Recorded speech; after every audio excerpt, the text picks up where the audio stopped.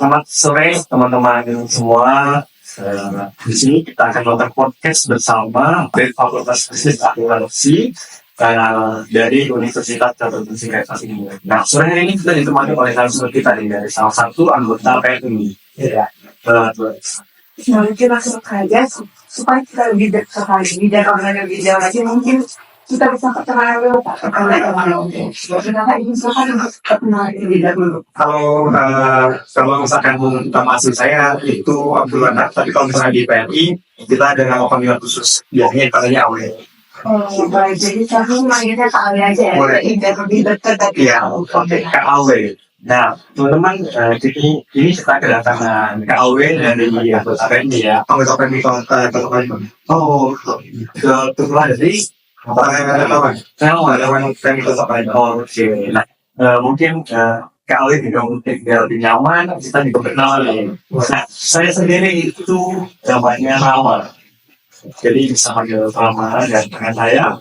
Ya, anggota dulu. Ya, saya anggota PMI WA.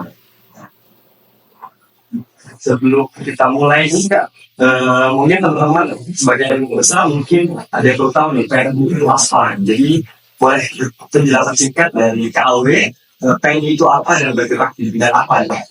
Jadi kalau PMI itu sebetulnya kita bergeraknya di kemanusiaan. Jadi segala aktivitas yang ada di kemanusiaan, misalkan kayak kebencanaan, terus juga konflik dan yang lain sebagainya. Kalau itu bercampur dengan yang namanya manusia, itu tugasnya PMI. Tapi kebanyakan di masyarakat, kita masyarakat tahunya tentang donor darah doang. Padahal sebetulnya kalau misalnya untuk fokus kita, itu di bencana dan donor darah itu cuma terkecil dari kegiatan aktivasi PMI. Oke, jadi sebagai orang pasti harus tentang donor darah ya Kak. Sampai itu yang sering terjadi di masyarakat ya Kak. Kalau nyari darah pokoknya ke PMI gitu. Iya. Tapi kalau misalkan terjadi bencana, mereka jarang yang lapornya ke PMI. Padahal kita punya slogan ketika terjadi bencana 6 jam sudah ada di lokasi. Oh iya, berarti teman-teman, jadi PMI ini tidak hanya bergerak di tugas mendonor darah aja di fokus utamanya bencana ya. Jadi mau di kota besar atau pelosok pasti ini ada kita responnya nasional maupun internasional. Bahkan internasional ya. Wah, jadi bukan hanya Indonesia terjadi ya. Oke.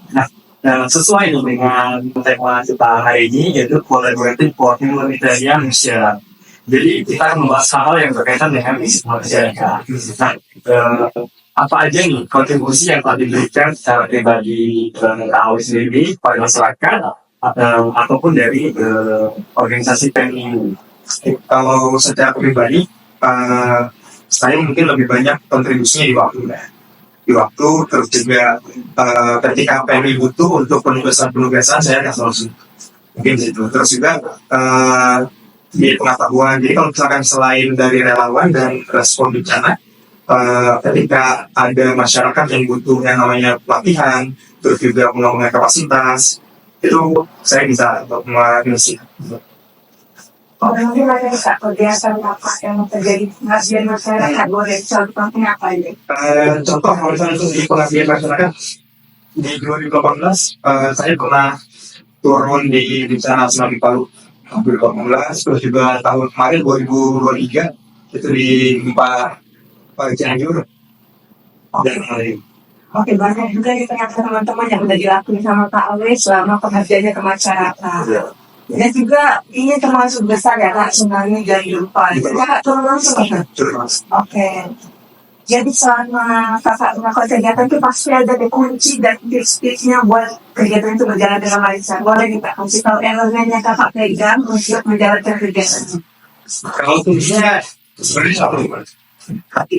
Kalau misalkan di manusia kita kan yang dibayar ya, kita yang dibayar sama sekali. Jadi kalau misalkan ketika kita turun, paling kita cuma dikasih transportasi, akomodasi sama konsumsi.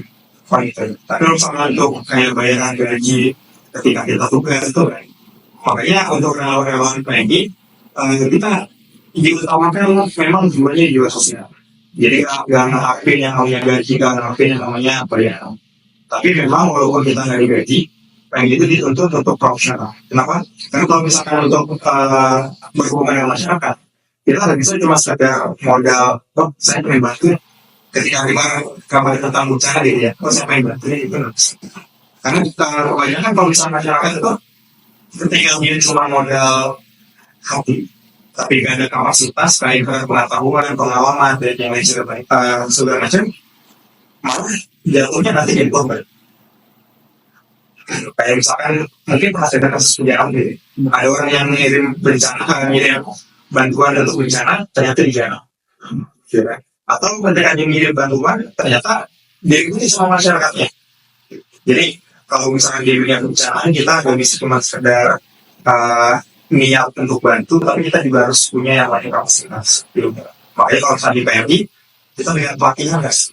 Oh, itu ada pelatihan, dan itu ada jenjangnya. Jadi misalnya untuk anggota KSM sendiri, kita masih yang untuk relawan di PMI itu kan ada yang namanya PNR. PNR itu mulai dari mula tingkat SD, pagi tingkat SMP, dia tingkat SMA. Terus kalau misalkan dia udah selesai di SMA, ada yang namanya profesional, umurnya dari 18 sampai 35. Gitu. Sekarang kayak kakak-kakak semua gitu ya, mau gabung di PMI, nanti gabungnya di profesional.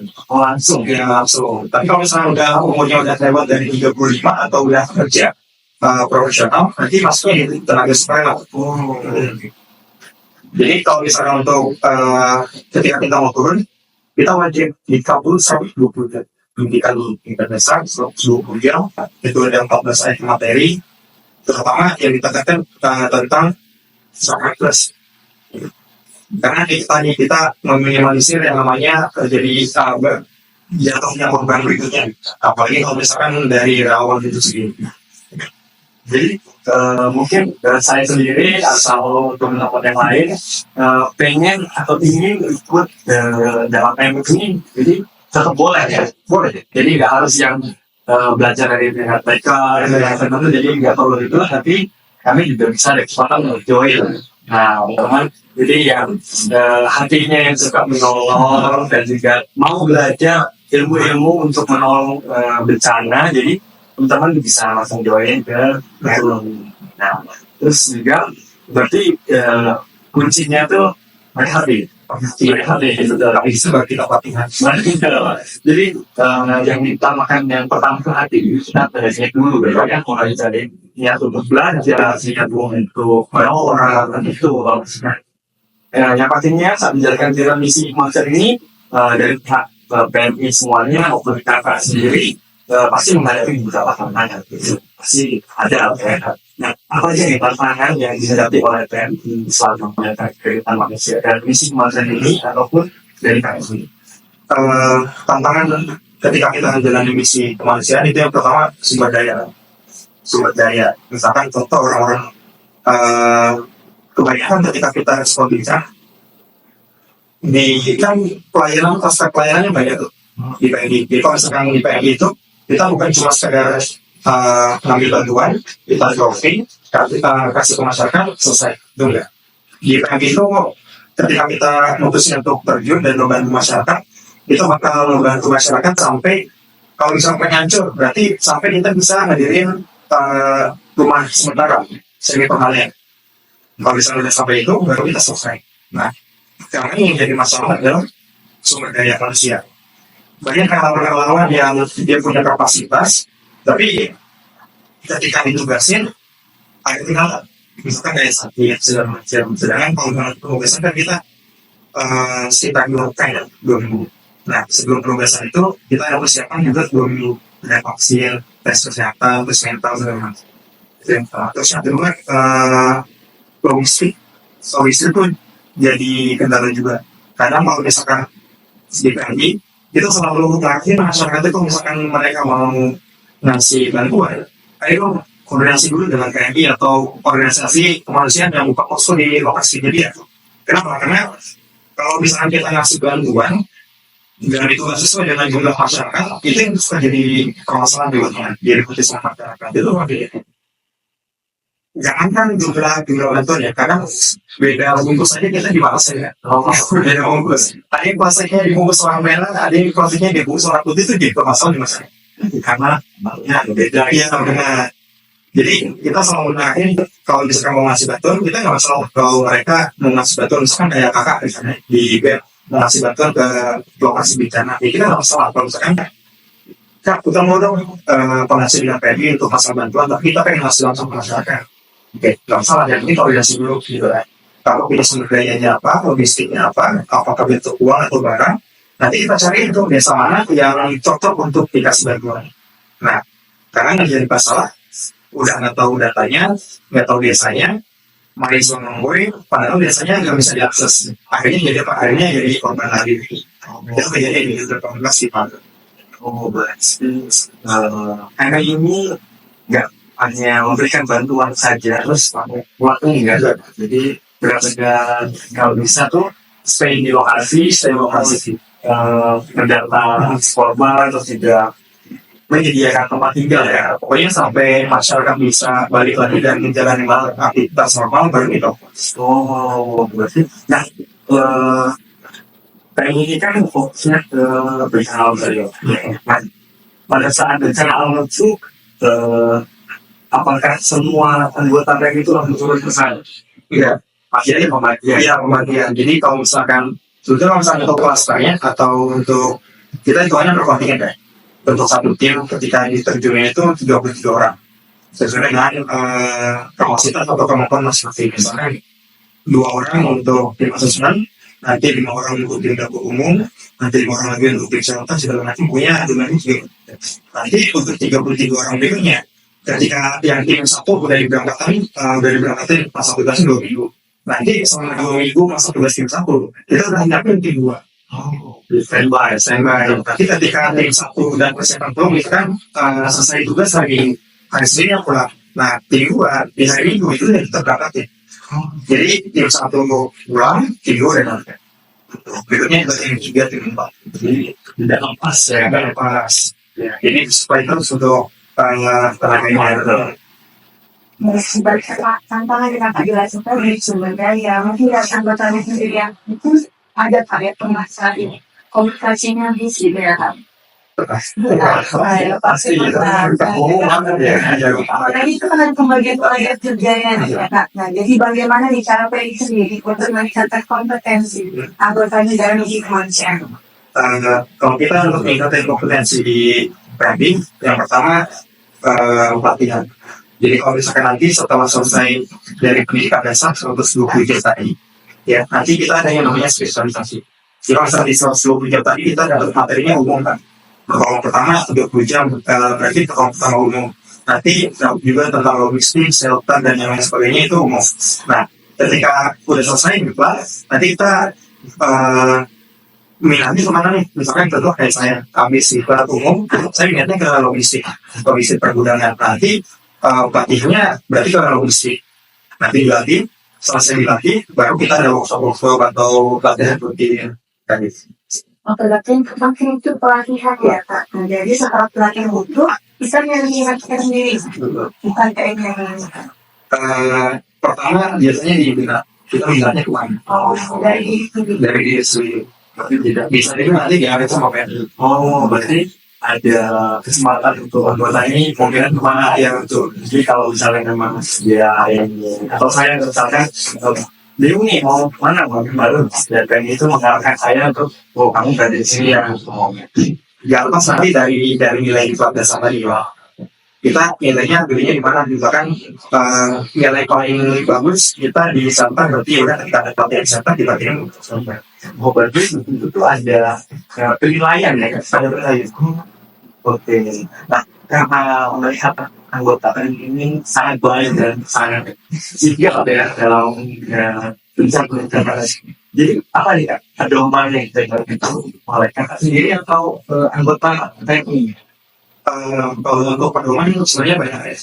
Karena kalau misalnya di PMI kita nggak lepas dari pedoman. Terutama untuk yang namanya unit pro. Kalau misalnya contoh kayak yang dipakai sekarang ini ada pedoman khusus. Kalau misalkan ada pertemuan, terus juga ada undangan segala macam, uniformnya orang lagi. Kalau misalkan kita tugas di lapangan, uniformnya orang ya. Atau kalau misalkan ada kegiatan-kegiatan aktivitas di luar negeri atau segala macam, itu ada kebutuhannya. Nah itu untuk nah tentu misalnya untuk di kebencanaan kita punya yang namanya subproses. atau untuk keamanan. Contoh, ketika kita tugas, kita kan selalu di briefing ya di pagi. Diingatin tuh, kira-kira hari ini habisnya apa aja. Jangan sampai ketika kita menjalankan tugas, kita lupa dengan kode keamanan. Misalkan, kita ambil contoh ketika kirim bantuan kan. Kirim bantuan kan kita udah punya pedoman ya. Kita punya pedoman barang yang diminta oleh tim posko yang di kecamatan baru kita kirim. Nah, nanti kalau misalkan di tengah jalan pas kita ngirim itu ada hambatan, misalkan dihadang sama masyarakat, step pertama yang kita lakukan itu ngobrol dengan masyarakat, kira-kira bisa nggak ini dilepas. Nanti berikutnya bantuan itu baru kita kasih atau kita usahain. Tapi kalau misalkan bisa nggak bisa dilepas, berarti ya udah kita kasih, apalagi misalnya udah mengancam nyawa di hal saja pakai senjata api. Biarkan kita kasih bantuannya, nanti kita pulang ke posko, kita buat laporan. Berarti untuk penugasan berikutnya kita dikawal sama kita. Makanya di Palu itu sekitar 2 tahun tugas kayak gitu. Lalu dampingin setelah pasca tsunami ya 2 tahun. Nah, di bulan kedua, seluruh shelter pengungsian yang dikirim PMI itu pasti dijaga sama 2 tentara pakai senjata gitu. Kenapa? Karena banyak LSM atau organisasi-organisasi yang dia dalam udah kalau dananya mereka berangkat ke Palu, memang berangkat ke Palu, tapi dana yang dikumpul itu nggak dikasih ke masyarakat. Dia cuma hanya kasih spanduk, kita ke shelter kita, difoto sebagai laporan. Itu tadi. Berarti ada kejadian di mana organisasi lain mengumpulkan dana yang niatnya mau memberikan kepada masyarakat yang itu kan malah memakai untuk pribadi gitu ya. Berarti banyak kejadian seperti itu kan. Tidak hanya di tahun kemarin saja ya. Rata-rata setiap bencana set. Tentunya setiap kejadian bencana alam terlepas dari kejadian pasti dari kejadian lain, itu kakak sendiri dari tim kakak pasti ada tidak berwajib ada ya. Kita bisa koordinasi. Berarti aman ya harusnya. Oke, masih untuk cara mengenai masyarakat. Jadi mungkin ada yang cara ini untuk bersama ya. Lokal lainnya, jadi bagaimana cara teknis sendiri dalam melibatkan komunitas lokal dalam misi masa ini untuk memastikan dalam perjalanan dalam berkelanjutan jangka panjang. Kita share itu ada yang namanya berbasis masyarakat kan, bantuan berbasis masyarakat. Jadi berkaca dari kejadian gunung meletus di Pari, ya, kita ngasih bantuan ke segala macam, kita layani masyarakat. Akhirnya masyarakat itu bukan yang mandiri tapi mau bergantung dengan bantuan. Akhirnya dari situ kita kaji ulang. Akhirnya mulai kita terapin bantuan berbasis masyarakat. Jadi kita ngirim bantuan tapi kita bekerja sendiri. Kita mengajak masyarakat, dia misalkan bantu kepala desa atau Karang Taruna. Ketika kita mengirim bantuan, berarti kita akan berarti Karang Taruna untuk dia yang termuda, dia yang distribusi, dia yang data masyarakat. Ya. Terus juga ketika kita mau membantu bikin shelter pengungsian, berarti kita libatkan masyarakat. Kira-kira siapa nih yang bisa kita ajak untuk kerja? Contoh ketika di Palu kemarin, Kak, saya kan di tempatnya di shelter ya, tempatnya di shelter. Satu tim saya itu cuma 7 orang. Sekarang kita harus bikin 400 tenda dalam waktu sekitar 2 pekan. Jadi selama 2 pekan itu 400 tenda besar, tenda ulang untuk sekolah darurat, dapur umum, terus MCK, segala macam itu udah harus berdiri 2 pekan. Satu tenda itu kan beratnya 80 kilo. Kalau itu total 80 kilo. Jadi satu hari pertama itu kita cuma ngabisin waktu untuk dropping dari kita turun ke bawah. Jadi kita cuma dari tenda dari truk ke lokasi semua hari. Akhirnya apa? Akhirnya kita koordinasi dengan ketua RT dan RW setempat sama di posko. Akhirnya kita libatin masyarakat, Karang Taruna, KPA, ya terus juga masyarakat yang memang dia jadi korban tapi dia mau untuk diajak kerja. Jadi akhirnya baru waktu itu sekitar 40 orang. itu patungan itu warga lokal ya, keluarga lokal. Jadi kita ajarin gimana cara membangun tenda, jarak antar tenda, segala macam tadi. Oke, berarti banyak kejadian di mana pada saat program itu mana ada masyarakat yang mengalami bencana itu akhirnya malah bergantung pada bantuan. Jadi bagus nih teman-teman. Dari pihak PN ini langsung mengajak para warganya yang mengalami bencana alam untuk ikut dalam membantu diri sendiri dan masyarakat yang mengenai bencana alam di dalam. Nanti sebelumnya kan udah dibahas dan masyarakat itu bisa bekerja sama dan mungkin ada yang melihat kepentingan dan sifat-sifat yang berbeda ya Kak. PSI dan masyarakat mungkin apa aja nih Kak kejadian yang sudah pernah? Satu, kalau misalnya komennya ecu bantuan. Banyak kejadian ketika kita ngelibatin banyak masyarakat yang dia ngisi untuk diri dia sendiri. Dia ngisi untuk keluarganya dulu. Nah, di situ kita antisipasi. Kita antisipasi dengan cara apa? Dengan cara kita ngobrol, kita pendekatan dulu, kita sama persepsi dulu dengan beliau gitu ya. Kalau misalnya dia udah paham, udah sepakat, baru nanti kita lihat lagi kira-kira dia masih dengan sifat yang sama atau kalau misalnya sifat yang sama berarti udah kita lihat total. Jadi menyelesaikan dengan diskusi terus yang berbeda. Dan juga apa saja yang dilakukan dari dalam mengatasi perbedaan tersebut. Mungkin ada dari pihak yang melakukan khusus seperti itu untuk ngobrol kepada masyarakat. Kita ada tim yang namanya sosial. Sosial saya jadi kalau misalkan untuk bantuan secara mental gitu ya, kita ada tim khusus. Jadi nanti kalau misalkan ada permasalahan terkait tentang hal tadi, biasanya kita serahin dulu ke koordinator di masing-masing, bahkan kita minta bantuan di Google. Kalau misalnya terjadi masalah yang kayak tadi, kita serahin dulu ke koordinator. Nanti kalau misalnya koordinator masih tetap sama, ya berarti kita minta untuk tim yang sosial tadi. Kalau misalnya enggak, ya berarti kita minta siapa yang dituakan di masyarakat tersebut. Yang dituakan atau yang dilakukan berkait dengan. Oke, jadi mengenai kerjasama antara PN sendiri dan komunitas lokal, mungkin bisa nih kita sharing di kita berbagai contoh nyata ya, bagaimana kolaborasi antara komunitas lain ini menghasilkan dampak positif.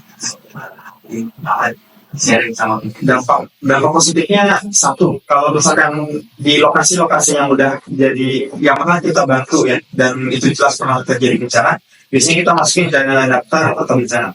Jadi nanti lokasi tersebut kita selalu pantau.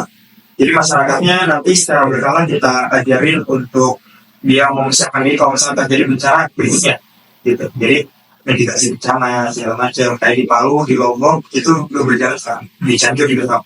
Terus kalau misalnya untuk daerah-daerah yang dia memang belum tahu tentang resiko bencana yang bakal terjadi di daerahnya, tapi itu bakal terjadi gitu. Tetap kita nanti lakukan sosialisasi desa binaan gitu. Jadi kita ada desa binaan, kita ada yang namanya sekolah aman di bencana. Jadi harusnya nanti dimitigasi. Oke, ya teman-teman, jadi tips untuk gabung di PNI ini yaitu dari hati. Jadi teman-teman kalau berpikiran untuk aku pengen join ke PNI supaya dapat gaji itu salah banget ya teman-teman. Jadi nggak ada gaji teman-teman, tapi dimana anggota PNI ini jalannya pakai hati. Jadi tapi juga tidak hati saja ya, jadi harus ada ilmu atau skill ya. Dan apakah ada misalkan saya sudah ada tapi saya belum sama sekali tahu pengetahuan tentang lawan pertama kalau kita itu pasti ada pelatihan. Ada pelatihan. Itu tadi kalau misalkan nanti misalkan karena minat gabung di PNI, kita tanggal rekrutmen setiap tahunnya nanti bisa daftar. Ketika rekrutmen itu selesai rekrutmen, kita pasti ngadain yang namanya pelatihan dasar 120 jam. Nanti kalau misalkan memang dinyatain lulus, nanti dapat sertifikat. Ketika kita udah dapat sertifikat, berarti kita udah siap untuk diterjunin ke masyarakat lokal. Oke, nah untuk pendaftaran sendiri itu apakah ada ketentuan khususnya? Atau saya awalnya bisa semua? masyarakat umum bisa semua. Yang penting kalau misalnya untuk KSM dia usianya 18 tahun. Usianya 18 tahun, tapi kalau misalnya masih usia sekolah berarti maksudnya nanti di VMR. Oh iya, betul. Atau kalau misalnya udah kerja pun, misalkan dosen, dokter segala macam, dia udah kerja tapi pengen minat atau pengen gabung di PNB bisa nanti jalurnya di tenaga suara. Nanti untuk penugasannya paling kita pelatihan tentang pengamanan, kita ngasih materi dulu tentang pengamanan apa segala macam tugasnya kayak gimana. Nanti untuk penugasannya kita balikin ke profesi mas. Kalau guru berarti kita taruh di sekolah darurat. Kalau dokter berarti kita taruh di profesi darurat. Nah, untuk Fensi ini di Palembang khususnya, lokasinya ada di mana? Lokasinya di Jalan Cempaka. Jalan Cempaka di belakang TK Santri. Oh, sudah sekali ya? Ya, Bilang itu, oh sudah ini. Jadi teman-teman yang sebelumnya ini pasti ada media sosial ya? ada di sosialnya. Ya, Instagram, PNI, dan Kota Palembang. Dari itu tahu. Kalau misalnya mau main boleh. Boleh langsung cek aja. Ya, boleh. Dan markas PNI Kota Palembang itu salah satu markas tertua di Indonesia. Karena peninggalan dari Belanda. Berarti di Palembang ini paling tua ya? Paling tua. Jadi dari markas paling tua salah satunya di Palembang. Palembang. Berarti memang dari zaman dulu ya? Zaman dulu sebelum PNI lahir, markas sudah sudah ada. Nah, saya pengen tahu tadi Kak bilang PNI ini tidak bergerak di nasional aja, tapi di internasional. Berarti di internasional itu ada markasnya juga, ada anggota juga yang kita pakai cara bagaimana? jadi kalau misalnya itu masalah internasional, jadi kita kalau misalkan untuk itu ada federasi. Kita ada punya dua federasi, yang pertama IFFC dan satu lagi ICFC. Untuk federasi Palang Merah Internasional itu tugasnya kalau misalkan ada bencana alam terus juga mitigasi segala macam, itu tugasnya IFFC. Markasnya itu di Swiss, Jenewa. Terus satu lagi ICNC itu kalau misalkan penugasannya kalau misalkan itu oke. Nah, kita PNI biasanya untuk pengiriman di luar negeri kalau misalkan kita ada permintaan dari ICFC. Contoh kemarin pemberangkatan ke Afghanistan dan Palestina. Nah itu ada permintaan dari ICFC untuk pengiriman bantuan. Jadi selain bantuan kita kirim juga orangnya untuk melakukan tugas-tugas kemanusiaan. Oh, berarti tidak hanya bencana alam di Indonesia saja. Berarti sekiranya memang dibutuhkan, dihubungi, lalu anggota PNI yang ada di Indonesia tempat ya lokasi yang dibutuhkan. Contohnya seperti di Palestina, Dan juga kalau menurut saya pribadi, selain di PMI, saya juga gabungnya di Emergency Critical Team. Jadi di bawah namanya WHO. Divisi logistik. Jadi kalau misalnya untuk penugasan ada bencana kayak misalnya untuk kemarin bencana gempa Turki. Nah, ada permintaan INT Indonesia untuk turun. Nanti sangat luas ya kawannya lokasi warga. Cuma Indonesia aja bahkan pakai. Ya, wah, ya keren banget tuh. pokoknya seluruh dunia. Kalau untuk luar planet belum. Sampai keluar mana jadi. Oke, mungkin di akhir sesi kita kali ini, apakah ada pesan dari kakak untuk teman-teman yang melakukan di rumah? Pesan kami dari relawan bencanaan, yuk kita perdalam lagi untuk jiwa sosialnya. Karena kebanyakan kalau untuk sekarang anak-anak muda itu mulai apatis, terutama ketika itu kita lagi media sosial. Kayak contoh di Cianjur kemarin ada gerakan untuk menghentikan bantuan ke Cianjur. Nah, yuk kita lebih global lagi kalau misalnya kita mau ngasih bantuan. Terus juga kemudian untuk kalian anak-anak muda di seluruh Indonesia, kalau misalkan masih sehat dan punya jiwa sosial, dan kita gabung di Friends. Kita bantu untuk bencana di seluruh Indonesia. Oke, jadi teman-teman itulah sesi podcast kita pada hari ini yang dibawakan langsung oleh KAW yaitu anggota PNI. Nah, jadi teman-teman langsung stay aja di kepoin ya kan ya. Jadi itu dia sesi kita kali ini. Sekian dan terima kasih.